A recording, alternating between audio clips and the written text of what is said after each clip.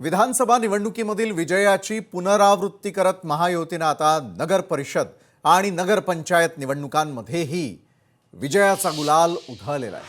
महायुतीच्या लाटेसमोर महाविकास आघाडीचा अक्षरशः सुपडा साफ केलेला आहे।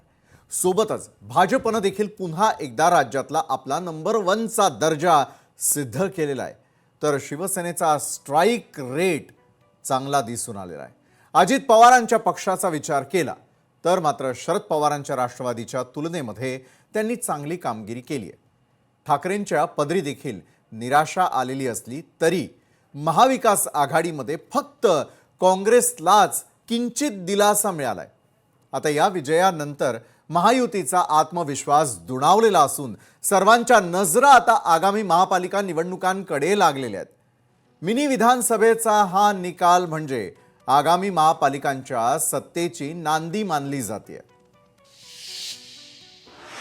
मुंबई, ठाणे, पुणे आणि आता नाशिकसह राज्यातील 29 महत्त्वाच्या महापालिकांसाठी 15 जानेवारीला मतदान होणार असून 16 जानेवारीला निकाल जाहीर होणार आहे। पण पूर्ण वेळापत्रकावरती बोलायचं झालं तर मात्र 23 डिसेंबर ते 30 डिसेंबर 2025 च्या दरम्यान अर्ज दाखल करण्याची मुदत असणार आहे। तर 31 डिसेंबर 2025 ला अर्जांची छाननी केली जाईल आणि त्यानंतर 2 जानेवारी 2026 ला अर्ज मागे घेण्याची शेवटची तारीख असेल। मग 3 जानेवारी 2026 ला चिन्हांचं वाटप आणि उमेदवार यादी प्रसिद्ध केली जाईल। मग 15 जानेवारी 2026 रोजी मतदान प्रक्रिया पार पडेल आणि 16 जानेवारी 2026 ला निकाल लागणार आहे। नगर परिषदेच्या यशानंतर महायुती याच ऊर्जेने मतदान आणि या संपूर्ण मैदानामध्ये उतरणार आहे। तर महाविकास आघाडीसाठी ही करा किंवा मरा अशी स्थिती असेल। बरं, आता मुंबईवरती कुणाचं वर्चस्व असणार आहे? देशातील सर्वात श्रीमंत महानगरपालिका असलेल्या मुंबईवर म्हणजेच बीएमसीवर सर्वांच्या नजरा खेळलेल्या आहेत। गेल्या 25 वर्षांपासून असलेली ठाकरेंच्या शिवसेनेची सत्ता उलथवून लावण्यासाठी भाजपने मिशन 150चं लक्ष ठेवलेलं आहे। एकनाथ शिंदेंची शिवसेना आणि उद्धव ठाकरेंची शिवसेना यांच्यामधील थेट सामना मुंबईच्या राजकारणाची दिशा ठरवणारा ठरणार आहे। एकंदरीतच काय तर महायुतीची एकजूट विरुद्ध महाविकास आघाडीचा समन्वय नगर परिषद निवडणुकांमधील विजयाचं सूत्र महापालिकांमध्येही वापरण्यासाठी महायुती एकत्र लढणार असल्याचे संकेत भाजप प्रदेशाध्यक्षांनी दिलेले आहेत। दुसरीकडे महाविकास आघाडीला अस्तित्व टिकवण्यासाठी जागा वाटपाचा पेच वेळेमध्ये सोडवून प्रभावी समन्वय साधावा लागणार आहे। नाहीतर मतांचं विभाजन त्यांना पुन्हा महागात पडू शकतं।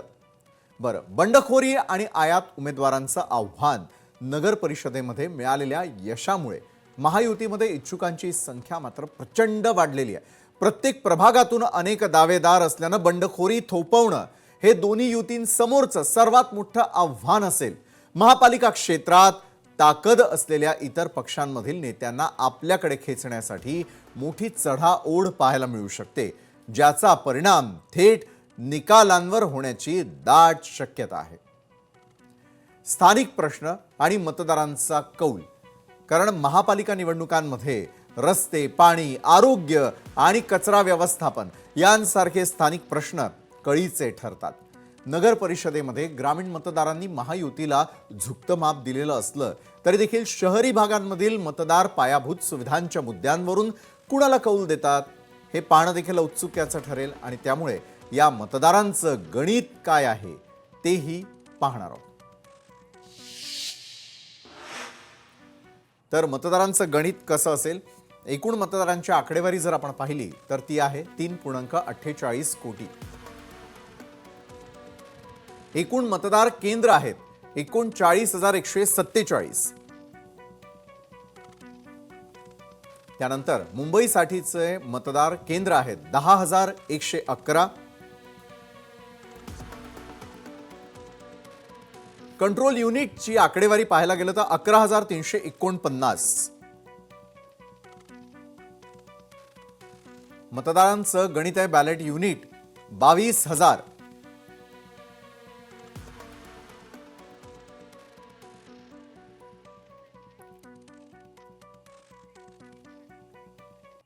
आणि या क्षणाची सर्वात मोठी बातमी आपण पाहणार आहोत ती म्हणजे भाजप विरोधात महाविकास आघाडीमध्ये अजित पवार यांना घेण्यासंदर्भामध्ये निर्णय झाल्याची माहिती मिळते। आज मुंबईमध्ये शरद पवार यांच्या राष्ट्रवादीच्या बैठकीत या संदर्भातली चर्चा झालेली आहे। पुणे, पिंपरी चिंचवड आणि जिथे जिथे शक्य होईल तिथे मात्र अजित पवार यांना महाविकास आघाडी सोबत घेणार असल्याचं बोललं जातं। याबाबतची घोषणा उद्या होणार असल्याची देखील माहिती मिळते। आजही सकाळी अजित पवार यांनी सतेज पाटील यांच्याशी फोनवरून चर्चा केलेली होती आणि अजित पवार यांनी पुण्यातील काँग्रेसचे शहराध्यक्ष यांच्यासोबत ही चर्चा केल्याची या घडीची सर्वात मोठी बातमी। तर भाजप विरोधात महाविकास आघाडीमध्ये अजित पवार यांना घेण्यासंदर्भात निर्णय झाल्याची माहिती आणि या घडीची सर्वात मोठी बातमी आपण पाहतोय। तर दुसरीकडे आपण पाहिलेलं होतं की महायुतीमध्ये अजित पवारांची राष्ट्रवादी ही अतिशय महत्त्वाचा घटक पक्ष आहे, मित्र पक्ष आहे। मात्र आज मुंबईत शरद पवार यांच्या राष्ट्रवादीच्या बैठकीत देखील मोठी चर्चा झालेली आहे। पुणे, पिंपरी चिंचवड आणि जिथे जिथे शक्य होईल त्या ठिकाणी अजित पवार यांना महाविकास आघाडी सोबत घेणार आहे। याबाबतची घोषणा उद्या होणार आहे। सगळ्यात मोठी बातमी आपण यावेळेला न्यूज प्लॅनेटमध्ये पाहतोय आणि ती म्हणजे आजही सकाळी अजित पवार यांनी सतेज पाटील यांच्याशी फोनवरून चर्चा केलेली होती। अमोल धर्माधिकारी आमचे प्रतिनिधी यावेळेला आपल्यासोबत जोडले गेलेले आहेत। अमोल, खरं तर या घडीची सर्वात मोठी बातमी आपण दाखवतो ती म्हणजे आज मुंबईत शरद पवार यांच्या राष्ट्रवादीच्या बैठकीत महत्त्वपूर्ण चर्चा झालेली आहे। पुणे, पिंपरी चिंचवड आणि जिथे जिथे शक्य होईल तिथे अजित पवार महाविकास आघाडीसोबत जाणार असल्याचं वृत्त आहे। काय सविस्तर सांगणार? नक्कीच आणि अतिशय महत्त्वाची ही बातमी आहे आणि यावरती शिक्कामोर्तब सुद्धा झालेला आहे। आज जी मुंबईमध्ये शरद पवार यांच्या पक्षाची बैठक झालेली होती त्याच्यामध्ये सुद्धा पदाधिकाऱ्यांना याबाबतची माहिती देण्यात आलेली आहे। उद्धव ठाकरे यांच्यासोबत सुद्धा याबाबतची चर्चा झालेली आहे आणि काँग्रेस सोबत म्हणजे आज सकाळी सतेज पाटील यांच्यासोबत अजित पवारांनी फोनवरून चर्चा केलेली होती, ज्याच्यामध्ये पुणे, पिंपरी चिंचवड या भागात तरी महाविकास आघाडी सोबत राष्ट्रवादी अजित पवार यांचा पक्ष आहे तो सोबत लढणार आहे। भाजप विरोधी कुठेतरी आता मोठ बांधण्याचं महाविकास आघाडीने ठरवलेलं आहे आणि त्यामुळे अजित पवार यांना सोबत घेण्यास हरकत नाही अशा पद्धतीचा एक सूर महाविकास आघाडीमध्ये पाहायला मिळालेला आहे आणि त्या अनुषंगानं एक महत्त्वाचं पाऊल आज खरं तर या दृष्टीने पडलेलं आहे आणि याबाबतची घोषणा ही उद्या दुपारपर्यंत सुद्धा होण्याची शक्यता आहे। दुसरीकडे मनसेबाबत काय निर्णय घेतला जातो हे पाहणं महत्त्वाचं आहे। मनसे आणि अजित पवार आणि महाविकास आघाडी असे हे सगळे पक्ष एकत्र लढतात काय हे सुद्धा पाहणं महत्त्वाचं आहे। पण यामध्ये सगळ्यात महत्त्वाचं असणार आहे ते म्हणजे जागा वाटप आणि जागा वाटप नेमकं कशा पद्धतीने होतं हे सुद्धा पाहणं महत्त्वाचं आहे। पुण्यात आणि पिंपरी चिंचवडमध्ये अजित पवारांनी आज सुद्धा काही बैठका घेतलेल्या होत्या, त्याच्यामध्ये याबाबतची रणनीती आहे ती ठरवण्यात आलेली आहे। कशा पद्धतीने पॅनल हे महाविकास आघाडी सोबत अजित पवार यांचं सुद्धा असू शकतं याबाबतची सुद्धा चर्चा झालेली आहे आणि आज मुंबईत झालेल्या बैठकीमध्ये अजित पवारांना घेण्यावरून महाविकास आघाडीमध्ये एकमत झाल्याची सुद्धा चर्चा आहे आणि त्यामुळे याबाबतची घोषणा उद्यापर्यंत होण्याची सुद्धा शक्यता आहे। महत्त्वाचं म्हणजे जागा वाटप कशा पद्धतीने होतं हे सगळ्यात पाहणं महत्त्वाचं असणार आहे। नक्कीच धन्यवाद अमोल आपण दिलेल्या या सविस्तर माहितीसाठी।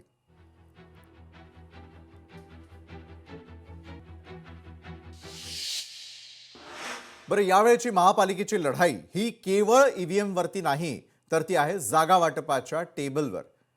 महायुती असो की महाविकास आघाडी दोन्ही बाजूंनी जागांच्या वाटणीवरून रस्सीखेच सुरूच आहे। महानगरपालिकेच्या निवडणुका अगदी तोंडावरती आलेल्या आहेत, मात्र अजूनही महाविकास आघाडी असेल की महायुती यांच्यातील जागा वाटपाचं चर्चेचं गुऱ्हाळ मात्र अजूनही संपलेलं नाहीये। बैठकांवर बैठका आणि चर्चांवर चर्चा महाविकास आघाडी आणि महायुतीच्या नेत्यांमध्ये सुरूच आहेत, मात्र अद्याप काही जागा वाटपाचं समीकरण जुळलेलं दिसून येत नाही। मुंबई महानगरपालिकेच्या निवडणुकांसाठी खास करून बैठका सुरू आहेत। महायुतीमध्ये भाजपचा मोठा भाऊ म्हणून दावा कायम असताना एकनाथ शिंदेंची शिवसेना आणि अजित पवारांची राष्ट्रवादी आपापल्या बालेकिल्ल्यांसाठी आग्रही आहे। दुसरीकडे विधानसभेच्या पराभवानंतर महाविकास आघाडीसाठी ही अस्तित्वाची लढाई ठरणार आहे। जागा वाटपाचा सर्वात मोठा तांत्रिक पेच हा निकषांवरून आहे। भाजपनं विधानसभा निवडणुकीतील मताधिक्य हा निकष लावण्याचा प्रस्ताव दिलेला आहे, तर शिवसेना आणि राष्ट्रवादी यांनी ज्या त्या प्रभागातील विद्यमान नगरसेवक ज्या पक्षाचा ती जागा त्या पक्षाला देण्याचा आग्रह धरलाय। या दोन निकषांमधील सुवर्ण मध्य साधण्यासाठी समिती स्थापन करण्यात आलेली आहे. आता आपण थोडंसं मुंबई पॅटर्नवरती बोलणार आहोत. मुंबई पॅटर्नवरती विशेष समिती असेल, कारण मुंबई महानगरपालिकेसाठी महायुती आणि महाविकास आघाडी या दोन्ही गटांनी विशेष समन्वय समिती नियुक्त केलेली आहे. ठाकरे बंधूंची युतीची घोषणेमध्ये अजूनही ती झालेली नाहीये, तर तिथेच जागा वाटप अंतिम टप्प्यात आलेलं असून लवकरच युतीची घोषणा केली जाईल असं म्हणणं उद्धव ठाकरेंची शिवसेना आणि महाराष्ट्र नवनिर्माण सेनेच्या नेत्यांचं आहे. तर तिकडे दुसरीकडे महायुतीतूनच मुंबई महानगरपालिका निवडणूक लढवली जाईल असं म्हटलं जात असलं तरी 277 जागांपैकी फक्त 150 जागांचा तिढा अद्यापपर्यंत सुटल्याचं वृत्त आहे. 77 जागांवर महायुतीमधील शिवसेना आणि भारतीय जनता पक्षाचा काही एकमत होत दिसत नाहीये आणि मुंबई महानगरपालिका निवडणुकांमध्ये 150 पेक्षा अधिक जागा लढवण्याचा निर्धार अधिक भारतीय जनता पक्षानं केलेला आहे. तर 125 जागांवर आमची तयारी असल्यास शिवसेनेनं ठामपणे सांगितलंय आणि त्यामुळे जागा वाटपाचा हा तिढा नेमका केव्हा सुटणार आहे असा प्रश्न महायुतीच्या कार्यकर्त्यांना आणि नेत्यांना देखील पडलेला आहे. दुसरीकडे काँग्रेसनं मुंबईमध्ये स्वबळाचा नारा दिलाय. कुणाचीही मदत न घेता यावेळी 227 जागांवर उमेदवार लढवण्याची तयारी काँग्रेसनं दर्शवलेली आहे. मुंबई पाठोपाठ मुंबई पॅटर्न आपण समजून घेण्याचा प्रयत्न केला. त्यानंतर आपण बोलूया थोडं ठाण्याकडे. ठाण्यातही चित्र अस्पष्ट आहे. तर मुंबईच्या शेजारी असलेल्या ठाणे महानगरपालिकेच्या निवडणुकांमध्ये देखील महायुती नेमकं काय करणार आहे याबाबत अजूनही स्पष्टता नाहीये. ठाणे महानगरपालिकेमध्ये एकनाथ शिंदेंच्या शिवसेनेचा मोठा जोर आहे. मात्र एकनाथ शिंदे यांच्या शिवसेनेसोबत महायुती न करता स्वबळावर भाजपनं निवडणूक लढवावी असं ठाण्यातल्या भाजपच्या स्थानिक नेत्यांचं आणि कार्यकर्त्यांचं मत आहे. मात्र ठाण्यात महायुतीतूनच निवडणूक लढवली जाईल असा भाजपच्या ज्येष्ठ नेत्यांचा निर्णय झालेला आहे. तर तिथेच ठाकरेंची शिवसेना, महाराष्ट्र नवनिर्माण सेना, काँग्रेस आणि इतर पक्ष मिळून महाविकास आघाडीच्या माध्यमातून या निवडणुकीची तयारी ठाण्यामध्ये करताना पाहायला मिळते.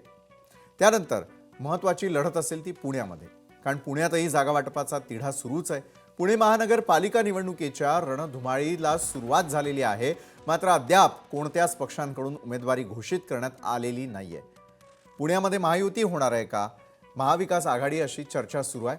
भाजप आणि एकनाथ शिंदे यांची शिवसेना ही एकत्र महानगरपालिका निवडणुकीला सामोरं जाणार आहे. मात्र अद्याप त्यांच्यातही जागा वाटप पूर्ण झालेलं नाही आहे. दुसरीकडे महाविकास आघाडीचाही अद्याप काही ठरताना दिसून येत नाही आहे. महाविकास आघाडीमध्ये फक्त बैठकांचं सत्र सुरू आहे. दुसरीकडे महायुतीमध्ये अजित पवार हे एकत्र लढणार नाहीयेत. त्यामुळे अजित पवार पुण्यामध्ये महाविकास आघाडीसोबत किंवा शरद पवारांच्या राष्ट्रवादीसोबत एकत्र लढण्यासाठी चाचपणी करताना दिसून येत आहेत. तर दोन्ही ठाकरे बंधू एकत्र येण्याच्या चर्चांसंदर्भात बैठका देखील सुरू आहेत. मात्र अद्यापही जागा वाटप ठरलेलं नाही अशी परिस्थिती सध्या तरी पुण्यात निर्माण झालेली आहे. आणि याच संदर्भामध्ये अधिक चर्चा करण्यासाठी स्वतः प्रशांत जगताप यावेळेला आपल्यासोबत जोडले गेलेत. प्रशांत जगतापजी, अजूनही राष्ट्रवादीचं नेमकं काय हे ठरताना दिसून येत नाहीये. अनेक प्रकारच्या बातम्या आमच्या सगळ्यांसमोर येतात. त्यामुळे मतदारांमध्ये देखील संभ्रमाचं वातावरण निर्माण होत असल्याचं दिसतं. मात्र राष्ट्रवादीमध्ये अजितदादांबरोबर जाण्यासंदर्भातला जो वेगळा प्रयोग होण्याची शक्यता आहे त्या संदर्भातल्या बातम्या आम्ही पाहतोय. मला त्या संदर्भातला आपला खुलासा हवा आहे की राष्ट्रवादीची नेमकी चाचपणी काय सुरू आहे, कशा प्रकारचा फॉर्म्युला असू शकतोय आणि कशा प्रकारे महापालिका निवडणुकांना सामोरं जाण्यासाठी तुमच्या पक्षाची रणनीती आणि तयारी सुरू आहे. मी आजच आता मुंबईला होतो. सकाळी मुंबईवरून आता येताना मी वाटेत एका ठिकाणी थांबलेलो आहे. ऑन दी वेज तुमच्याशी मी या ठिकाणी संवाद साधतोय. नक्की. आदरणीय पवार साहेबांच्या निवासस्थानी मी म्हणजे आदरणीय सुप्रियाताई असतील, मान्य जयंतरावजी पाटील असतील, मान्य शशिकांतजी शिंदे असतील, मान्य रोहितदादा असतील, मान्य अनिलजी देशमुख साहेब असतील, मान्य राजेशजी टोपे असतील, मान्य हर्षवर्धनजी पाटील साहेब असतील, जितेंद्रजी आव्हाड साहेब असतील, ही सगळीच मंडळी होती. एकूणच महाराष्ट्रातल्या आगामी महापालिकेच्या निवडणुकांच्या संदर्भात साधक बाधक चर्चा झाल्या. ह्या काय फक्त पुणे महापालिका किंवा पिंपरी चिंचवड यावर चर्चा नाही झाल्या. 1-2-2.5 तास बैठक चालली. या बैठकीमध्ये कालच्या नगरपालिका नगर परिषदांच्या निकालांचा सुद्धा आढावा घेण्यात आला. त्याचबरोबर येणाऱ्या महापालिकेत कसं आपण जायचं या संदर्भातली सुद्धा वस्तुस्थिती मांडण्यात आली. आज ज्या काही दिवसभरामध्ये बातम्या चालू आहेत ह्या सगळ्या एकूणच कुठल्या आधारावर मला काही कल्पना नाही. शेवटी अजितदादांच्या पक्षाच्या एखाद्या नेत्यांनी काय स्टेटमेंट द्यावं हा आमचा त्याच्यामध्ये कुठेही नका लक्ष घालण्याचा काही विषयच नाही. त्यांनी ते काही स्टेटमेंट देणं त्यांना मुभा आहे. पण या संदर्भात माझ्या पक्षाकडून उद्या संध्याकाळपर्यंत फार तर परवा दुपारपर्यंत राष्ट्रवादी काँग्रेस पार्टी शरदचंद्रजी पवार पक्ष म्हणून किंबहुना महाविकास आघाडी म्हणून योग्य ती नक्की घोषणा होईल. या संदर्भामध्ये आमच्या नेत्या खासदार सौ सुप्रियाताई सुळे या उद्या पुणे शहर कार्यालयामध्ये येत आहेत. जे आमचे इच्छुक उमेदवार आहेत, माजी नगरसेवक आहेत, यांच्याशी ते संवाद साधणार आहेत. या ठिकाणी कशा प्रकारे आपण जागा वाटप करायला हवं, नेमकी निवडणुकीची तयारी काय तुमची झालेली आहे या संदर्भात त्या स्वतः लक्ष घालतील. आमचा जो काय मॅनिफेस्टो तयार आहे या संदर्भातली एकूणच ते साधक बाधक चर्चा करतील आणि आम्ही पुढे जाऊ. पण आजच्या ज्या काही दिवसभराच्या चर्चा आहेत त्या कुठल्या आधारावर त्याची मला काही कल्पना नाही. पण आमचा या संदर्भात सर्वस्वी निर्णय आमचे श्रद्धास्थान या पक्षाचे राष्ट्रीय अध्यक्ष मान्य पवारसाहेब घेतील. त्याच्यामुळे आजपर्यंत म्हणजे यावेळी अखेर तरी आमच्या पक्षाकडून कुठल्या प्रकारच्या अशा प्रकारची अधिकृत घोषणा नाही किंबहुना आमच्या पक्षाकडून दादांच्या पक्षाला किंवा दादांच्या पक्षाकडून आम्हाला कुठल्या प्रकारचा अधिकृत प्रस्ताव दिलेला पण नाही ना आलेला पण नाही. बरोबर आहे. तुमच्या बोलण्यामधून एक तथ्य स्पष्ट होताना दिसतंय की कपोलकल्पित या बातम्या समोर येताना दिसत आहेत का. दुसरीकडे दोन्ही राष्ट्रवादी एकत्रपणे लढणार असल्याचंही बोललं जात आहे आणि अगदी काही क्षणांपूर्वी सूत्रांनी आमच्यापर्यंत जी माहिती दिली होती त्या माहितीनुसार एक गोष्ट आणखी बोलली जाते ती म्हणजे की अजितदादांना महाविकास आघाडी सोबत घेऊन या निवडणुकांना सामोरं जाण्याचं आणि भाजप विरोधात लढण्यासाठी तयार करत असल्याच्या देखील चर्चा आहे. यामध्ये कितपत तथ्य?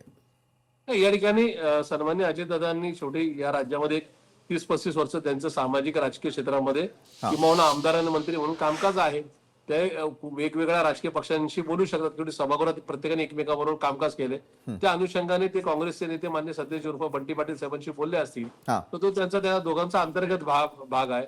कारण की काँग्रेस हा आमचा नैसर्गिक मित्र पक्ष आहे, महाविकास आघाडीतला एक प्रमुख घटक आहे. त्यांची एकूणच नाही का सगळी मतं जाणून घेऊनच आम्ही पुढे जाऊ. आज तरी म्हणजे काल रात्री पण आम्ही म्हणजे आज पहाटेपर्यंत 2 वाजेपर्यंत आमच्या महाविकास आघाडीच्या तिन्ही पक्ष म्हणजे काँग्रेस असेल, शिवसेना उद्धव बाळासाहेब ठाकरे पक्ष असेल किंवा राष्ट्रवादी काँग्रेस पार्टी शरदचंद्रजी पवार पक्ष असेल, आमच्या तिघांच्याही एकत्रित जागा वाटपाच्या चर्चा चालू होत्या. काही फेऱ्या आमच्या नका पार पडलेल्या आहेत. 8 पैकी 5 मतदारसंघाचे जवळजवळ जागा वाटप ही निश्चित झाली. पुढचे 3 मतदारसंघ राहिलेले आहेत. मला खात्री आहे की या सगळ्या संदर्भामध्ये आजही पक्षाकडून मला त्या संदर्भात सूचना दिल्यात की तुमची जी काही चर्चा झाली असेल त्या चर्चेच्या अनुषंगाने रिपोर्ट तुम्ही मुंबईला पाठवा. त्याप्रमाणे पक्षश्रेष्ठी योग्य ते निर्णय घेतील. आणि आम्ही तर क्लिअर सांगतो की आम्ही पवार साहेबांचे निष्ठावान कार्यकर्ते आहोत. शेवटी पवार साहेब जे निर्णय घेतील त्या निर्णयाला तो निर्णय स्वीकारायचा अशा प्रकारची मानसिकता आमची आहे. पण आज अखेर सुद्धा माझ्यावर जी विचार झाली ती महाविकास आघाडी म्हणून झाली हे मी या ठिकाणी स्पष्ट करू इच्छितो. नक्कीच प्रशांतजी, खरं तर तुम्ही स्वतः या बैठकांना सकाळपासून लक्ष देऊन आहात. वेळात वेळ काढून तुम्ही या प्रवासादरम्यान देखील आमच्यासाठी थांबलात, आमच्या प्रेक्षकांसाठी थांबलात आणि त्यांच्याशी थेट संवाद साधला की या सगळ्या बैठकांचं नेमकं फलित काय आहे आणि इनसाइड स्टोरी यातली काय आहे हे आमच्याबरोबर सांगितलं आणि अनेक बातम्यांना तुम्ही थेट फुल स्टॉप दिलाय. त्यासाठी आमच्याबरोबर जोडलं जाण्यासाठी खूप खूप धन्यवाद.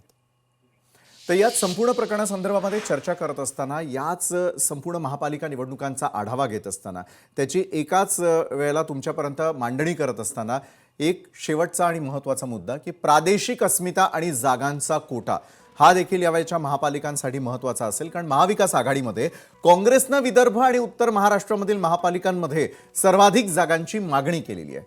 तर शरद पवारांच्या राष्ट्रवादीनं पश्चिम महाराष्ट्रामधील जागांवरती आपला दावा सांगितलाय. महायुतीमध्ये देखील अजित पवारांच्या राष्ट्रवादीनं पश्चिम महाराष्ट्रातील महापालिकांमध्ये भाजपसोबत 50-50चा प्रस्ताव मांडल्याची देखील चर्चा आहे बरं का. खरं तर काय, मुंबई, पुणे, नाशिक आणि छत्रपती संभाजीनगर सारख्या महत्त्वाच्या शहरांमध्ये कुणाचा शब्द चालणार, कोण कुणाला झुकतं माप देणार आणि बंडखोरी टाळण्यासाठी दोन्ही आघाड्यांमध्ये काय प्लॅन आहे यावर आता राज्याचं पुढचं सत्ताकारण अवलंबून असणार आहे. एवढं मात्र निश्चित, राज्याच्या राजकारणामध्ये गेल्या 72 तासांमध्ये अशा काही घडामोडी घडलेल्या आहेत ज्यांनी आगामी महापालिका निवडणुकांचं संपूर्ण समीकरणच बदलून टाकलेलं आहे. एकीकडे नगर परिषदांमधील विजयाचा उत्साह असतानाच दुसरीकडे जागा वाटपावरून महायुती आणि महाविकास आघाडी या दोन्ही छावण्यांमध्ये तीव्र संघर्ष पाहायला मिळतो आहे. यामुळे आगामी काळात नव्या युत्या आणि आघाड्या निर्माण होण्याची दाट शक्यता निर्माण झाली आहे. याच्या मागची महत्त्वाची कारणं काय आहे ती आपण पाहणार आहोत. कारण मुंबईमध्ये भाजप आणि राष्ट्रवादीमध्ये तणाव असल्याची चर्चा आहे. नवाब मलिक यांच्या संदर्भातील भूमिकेवरून भाजपनं मुंबईमध्ये राष्ट्रवादीला बाजूला ठेवण्याचा निर्णय घेतलेला आहे. मात्र शिंदे यांच्या शिवसेनेसोबतची पारंपरिक युती अधिक घट्ट करण्यावरती भाजपचा भर दिसतोय. मुंबईच्या सत्तेसाठी भाजप आणि शिंदे गट एकत्रितपणे निवडणुकीला सामोरं जाण्याची अधिकृत रणनीती आखली गेलेली आहे. त्यानंतर ठाण्यामध्ये मात्र महायुतीमध्ये बिघाडी आहे का? कारण मुख्यमंत्र्यांचा बालेकिल्ला असलेल्या ठाण्यामध्ये स्थानिक भाजपच्या नेत्यांनी शिवसेनेसोबत युती करण्यास तीव्र विरोध दर्शवलाय. ठाण्यावर भाजपचाही दावा असल्यानं तिथे मैत्रीपूर्ण लढत होणार की भाजप स्वबळावर लढणार यावरून वरिष्ठ पातळीवरतीच पेच निर्माण झालेला आहे. स्थानिक पदाधिकाऱ्यांच्या विरोधानंतर आता पक्षश्रेष्ठी काय निर्णय घेतात याकडे सगळ्यांचं लक्ष लागून आहे. बरं, त्यानंतरचा मुंबई महापालिकेतील सगळ्यात महत्त्वाचा फॅक्टर तो म्हणजे ठाकरे बंधू एकत्र येणार का? मुंबई महापालिकेच्या निमित्तानं उद्धव ठाकरे आणि राज ठाकरे यांच्यातील संभाव्य युतीबाबतच्या बातम्यांनी अक्षरशः वेग धरलेला आहे. शेवटच्या टप्प्यात या बातम्या देखील आहेत आणि त्यांची युतीचा निर्णय देखील. दोन्ही पक्षांच्या नेत्यांमध्ये प्राथमिक चर्चा झाल्याचा दावा केला जात असून मराठी मतांचं विभाजन रोखण्यासाठी ही भावनिक युती आकारास येण्याची दाट शक्यता आहे. ठाकरे बंधूंच्या युतीची मंगळवारी घोषणा होण्याची दाट शक्यता सूत्रांनी देखील वर्तवली आहे. वरळीच्या NSCI डोममध्ये ठाकरे बंधूंची पत्रकार परिषद त्या ठिकाणी पार पडणार असून यावेळी ते युतीची घोषणा करणार का यावरती लोकशाही मराठीचं लक्ष लागून आहे. कारण यामुळे मुंबईतल्या राजकीय समीकरणं जी आहेत ती पूर्णपणे बदलणारी त्या ठिकाणची ही घटना असू शकते. बरं, आता खरंच ठाकरे बंधू एकत्र येणार का? त्यांचं नेमकं कुठे अडलेलं आहे या संदर्भात अधिक माहिती देण्यासाठी आपल्यासोबत आमचे प्रतिनिधी भूषण शिंदे आपल्यासोबत जोडले आहेत. भूषण, खरं तर अनेक चर्चा चर्वण सुरू असताना एक महत्त्वाची बाब ती म्हणजे आता युतीची घोषणा कधी? कारण ठाकरे बंधूंच्या निर्णयावरती इतर निर्णय आणि इतर पक्षांचे निर्णय देखील मोठ्या प्रमाणात अवलंबून आहे. तुम्ही त्या ठिकाणी सातत्यानं लक्ष ठेवून आहात. तुम्ही ज्या ठिकाणी त्या ठिकाणी सुरू असलेल्या या बैठकींसंदर्भातलं इतिवृत्तांत काय सांगाल?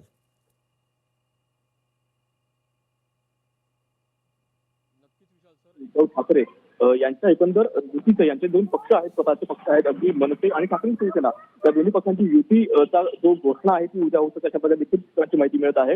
मात्र या संपूर्ण कार्यक्रमाची अद्याप अधिकृत घोषणा झाली नाहीये, दोन्ही पक्षांकडे झाली नाहीये. ही अत्यंत महत्त्वाची बाब आहे. त्यामुळे अगदी उद्या हा संभाव्य कार्यक्रम होणार आहे. मात्र त्याच्या पूर्वसंध्येला म्हणजे आज या दोन्ही पक्षांमध्ये आपल्याला काही जागांवर तिढा आपल्याला कायम पाहायला मिळत आहे. एकंदर मुंबईमधील जे काही मराठी प्रभाग आहेत जिथे मराठी नागरिक जास्त राहतात, अर्थात शिवडी असेल, लालबाग परळ असेल, वरळी असेल, दादर माहीम असेल किंवा अगदी भांडूप असेल, अशा ठिकाणी जिथे मराठी क्राऊड आहे तिथं ठाकरे दोन्ही पक्षांचा मतदार जास्त आहे. या सर्व विभागामध्ये अजून आपल्याला काही भूषण, आपल्याकडे पुन्हा एकदा येईल. स्वतः मनसेचे नेते नितीन सरदेसाई आपल्यासोबत जोडले गेले आहेत. नितीनजी, स्वागत आहे आपलं न्यूज प्लॅनेटमध्ये, लोकशाही मराठीच्या. नितीनजी, खरं तर अनेक चर्चा सुरू असल्याचं पाहायला मिळतं, अनेक बातम्या पेरल्याही जात असल्याचं पाहायला मिळतं. मात्र खुद्द मनसे या निवडणुकांना सामोरं जाण्यासाठी कशा प्रकारे तयार आहे? जागा वाटपासंदर्भातलं काय आहे? तुमची रणनीती काय आहे? कुठल्या मुद्द्यांना घेऊन तुम्ही आपल्या मतदारांना आकर्षित करण्यासाठी मनसेची तयारी सुरू आहे? मनसे 100% निवडणुकीसाठी तयार आहे. आमचे सर्व कार्यकर्ते, सर्व पदाधिकारी सर्व सज्ज आहेत. त्यामुळे तयारीचं किंवा निवडणुकीचं म्हणाल तर आम्ही सज्ज आहोत. आता राहता राहिला दुसरा तुमचा प्रश्न, नक्की पुढे कसं काय, रणनीती वगैरे काय, तर मला वाटतं 1-2 दिवसामध्ये तुम्हाला याचं उत्तर मिळेल. बरं, पण जे सातत्यानं बोललं जाते की लवकरात लवकर युतीची घोषणा होणार, काही जागा वाटपांचा तिढा सुटला जाणार, याविषयी देखील एक उत्सुकता ताणली जाताना दिसतेय. किती काळ वाट पाहतील मतदार? कुठली गोष्ट पूर्णत्वास गेल्याशिवाय त्यातल्या सगळ्या गोष्टी ज्या काही त्याच्यावरती चर्चा चालू आहे ती चर्चा पूर्ण संपल्याशिवाय त्याबद्दल काही भाष्य करणं मी योग्य होणार नाही. पण एवढंच सांगू शकतो की जी काही चर्चा सुरू आहे ती सकारात्मक आहे आणि त्यातून जे काही निघेल ते मुंबईसाठी चांगलंच असेल. नक्कीच सकारात्मक चर्चा आणि सकारात्मक चर्चेकडे देखील सर्वसामान्यांचं लक्ष लागून आहे, मुंबईकरांचं लक्ष लागून आहे, मतदारांचं लक्ष लागून आहे. धन्यवाद नितीन सरदेसाईजी, तुम्ही आमच्यासोबत जोडलात आणि या संदर्भात माहिती दिलीत त्यासाठी. भूषण, आपणही ऐकलं असेल आत्ता की नितीन सरदेसाईंनी एक खूप महत्त्वाची बाब सांगितली, ती म्हणजे अशी की सकारात्मक चर्चा सुरू आहे आणि मुंबईकरांच्या भल्यासाठी ही चर्चा सुरू असल्याचं बोललं जातोय. यातून इनसाइड स्टोरी आणि मनसेची पुढची लाईन काय असेल, भूमिका काय असेल हे स्पष्ट होताना दिसतं. भूषण, नक्कीच विशाल सर, एकंदर मुंबईमध्ये ज्या प्रकारे मराठी क्राऊड, मराठी वर्ग, मराठी नागरिक, मराठी मतदार हा ज्या ठिकाणी जास्त आहे त्या ठिकाणी आपला दोन्ही पक्षाचा दावा आपल्याला अजूनही कायम असल्या पाहायला मिळतो. अर्थात ठाकरेंची शिवसेना असेल किंवा मनसे असेल, दोन्ही पक्षांचे वोट बँक ज्या ठिकाणी आहेत ते मुंबईतील काही प्रदेशात काही परिसर आहेत त्या ठिकाणी आपल्याला काहीसा तिढा आपल्याला असलेला कायम पाहायला काहीसा तिढा आपल्याला असलेला कायम पाहायला मिळत आहे. अगदी वरळी, दादर, माहीम, शिवडी, त्यानंतर भांडूप अशा या ठिकाणी आपल्याला काहीसा तिढा जो आहे तो आपल्याला कायम पाहायला मिळत आहे. आणि अगदी आज सुद्धा शिवडीचे जे काही स्थानिक मनसैनिक आहेत, काही स्थानिक पदाधिकारी आहेत, त्यांनी आज मनसे अध्यक्ष राज ठाकरे यांची थेट भेट घेतली आणि एकंदर शिवडी संदर्भामध्ये काहीशी मागणी केलेली आहे. सध्या शिवडीमध्ये आपल्याला साधारण 5 जागा आहेत, ज्या ठिकाणी फक्त एकच जागा जी आहे ती मनसे दिली असल्याची आपल्याला माहिती मिळत आहे. मात्र त्या ठिकाणी साधारण किमान 2 जागा तरी हव्यात अशा प्रकारे मागणी ही तिथल्या मनसैनिकांनी केलेली आहे आणि ही थेट मागणी त्यांनी राज ठाकरे यांची भेट घेऊन केलेली आहे. त्यामुळे आपल्याला हा तणाव जो आहे, काही जो तिढा जो आहे आपला अजूनही कायम असल्या पाहायला मिळत आहे. अर्थात उद्या दोन्ही ठाकरे बंधूंचा, दोन्ही पक्षांचा, मनसे आणि ठाकरे शिवसेना या दोन्ही पक्षांच्या युतीची घोषणा उद्या होऊ शकते अशा प्रकारे संभाव्य कार्यक्रम उद्या होत आहे.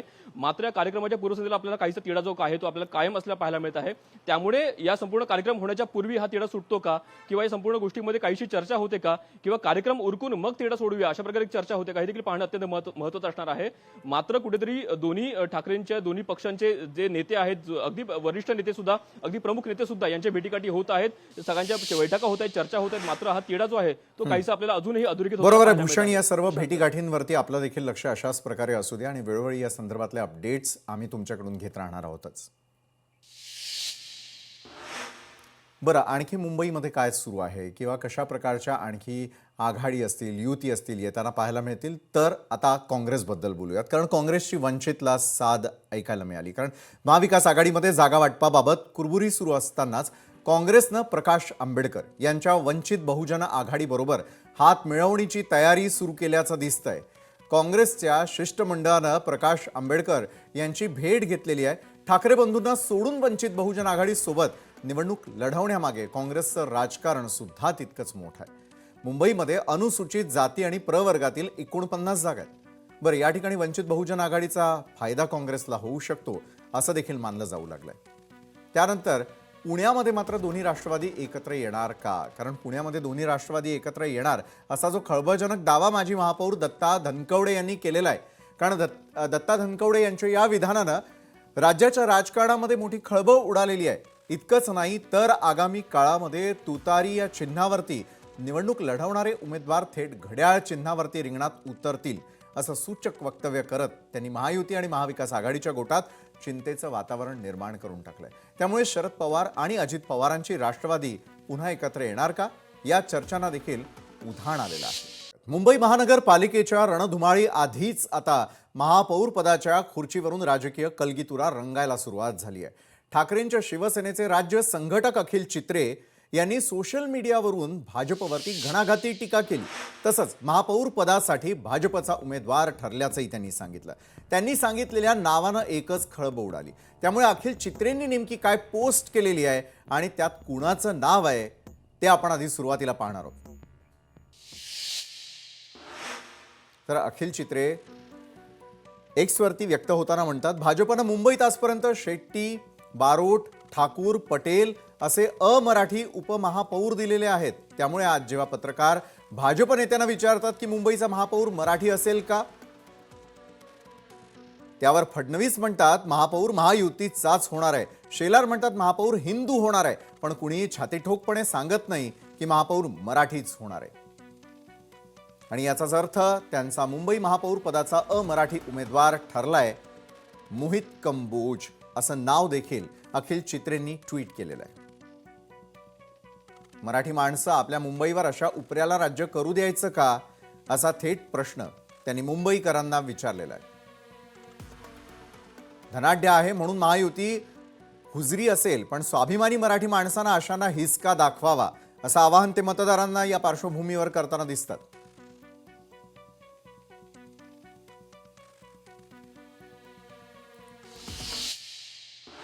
तर मुंबई महापालिका निवडणुकीच्या या पार्श्वभूमीवरती अखिल चित्रे यांच्या या पोस्टनं राजकीय वर्तुळामध्ये मोठी खळबळ उडालेली असून आता भाजप या आरोपांना काय प्रत्युत्तर देतं याकडे मात्र सर्वांच्या नजरा लागलेल्या आहेत. मात्र अखिल चित्रे इतकं ठामपणे कसा काय दावा करतायत की मोहित कंबोजच भाजपचे उमेदवार असतील, हे त्यांच्याकडूनच जाणून घेऊयात.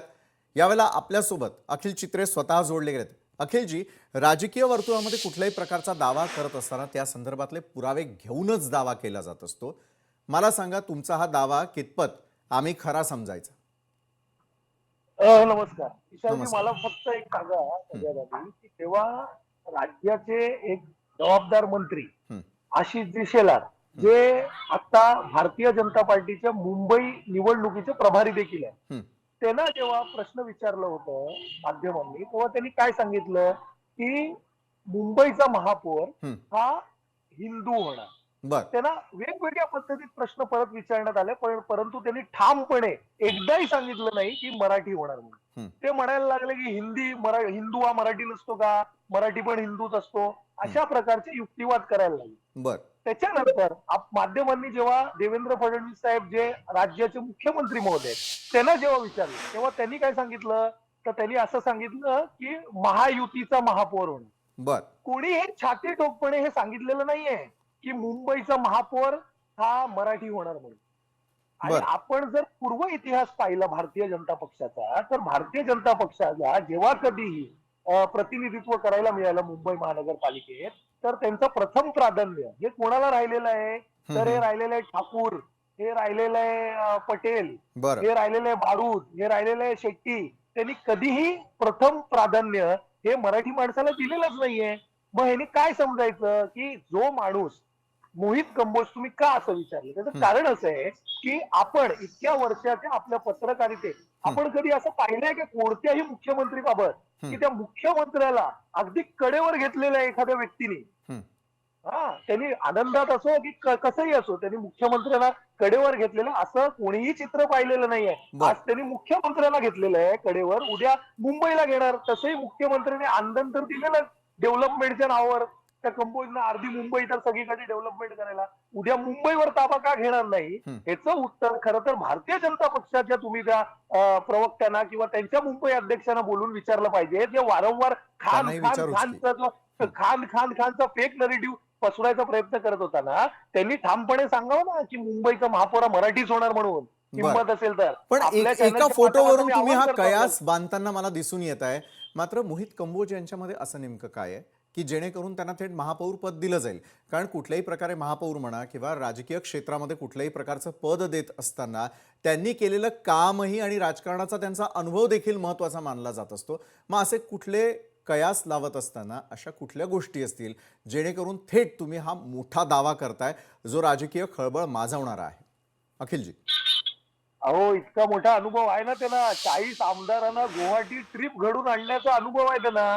इतकी मोठी जबाबदारी, एखाद्या जर तो नौखे असतील तर इतक्या मोठे जबाबदारी हे आदरणीय आजचे राज्याचे मुख्यमंत्री, तेव्हा मुख्यमंत्री नव्हते, आणि भारतीय जनता पक्ष इतका मोठा विश्वास जर त्यांच्यावर टाकू शकतात की 40 आमदारांना घेऊन ते डायरेक्ट गुवाहाटी ट्रिप घडवणं, मग तिकडनं वाया सुरत आणि गोवा, इतकी मोठी जबाबदारी ज्या व्यक्तीवर टाकतात, असं कसं सांगता तुम्ही विशालजी की त्यांना अनुभव नाहीये? आता त्यांना अनुभव कुठच्या गोष्टीचा आहे, त्या अनुभवाच्या आधारेच त्यांना काय ते गिफ्टिंग केलं जाईल ना पक्षाकडनं. बर. आणि मराठी माणसाला हे चालणार का?